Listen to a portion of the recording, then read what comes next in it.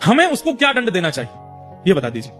तो पंडित जी बोले, अगर कोई भगवान का अपराध करता है तो राजा को उसका त्याग कर देना चाहिए, चाहे वो प्रजा में से हो, चाहे परिवार में से हो, कोई भी हो। ठाकुर जी का अपराध करने वाले को राजा को एक ही दंड देना चाहिए, क्या? उसका त्याग करो। राजा बोले ठीक है, अब आप जा सकते हैं। अब राजा मन में क्या विचार कर रहे हैं, मैंने इस हाथ से अपराध किया, अब मैं इस हाथ का त्याग करूं, इसको कटवाऊंगा मैं। कैसे कटवाऊंगा? स्वयं तो काट नहीं पाऊंगा, अपने हाथ को कैसे काटूंगा? किसी और से कहूंगा तो कोई काटेगा नहीं। तो राजा ने क्या युक्ति बनाई, मतलब देखिए कैसी भगवत परायणता है राजा के चित्त में।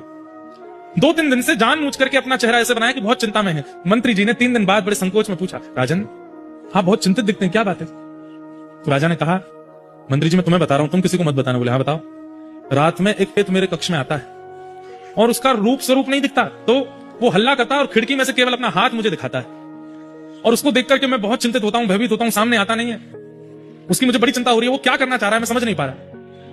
मंत्री बोले आप इतनी सी बात आप चिंता मत करिए। बोले तो हमारी कुल देवी है, उनका खड़ग मैं लेकर के आऊंगा, उस खड़ग की नित्य पूजा होती है, और उस खड़ग को लेकर के मैं आपके कक्ष में सो जाऊंगा। आज रात में जैसे ही वो प्रेत अपना हाथ दिखाएगा मैं उसका हाथ काट दूंगा। राजा बोले हाँ ठीक है, तुम ये काम कर देना। मंत्री जी नीचे सो गए। राजा चुपचाप उठ करके गए, बाहर जाकर के खिड़की में से हल्ला करके जैसे ही अपना हाथ अंदर किया, मंत्री जी ने खड़ग उठा करके हाथ काट दिया। रक्त की पिचकारी निकलने लगी, लेकिन राजा तो प्रेमाश्रुओं से रो रहा था, आनंद कर रहा था। मंत्री जी ने उठ करके देखा, बोले अरे ये कोई प्रेत नहीं है, तो हमारे राजा साहब हैं। चरणों में गिर गया, बोले भगवान आपने ऐसा क्यों किया? तो बोले इस हाथ ने ठाकुर जी के प्रसाद का अपराध किया, इस हाथ का मैं कैसे अपने पास रख सकता हूँ?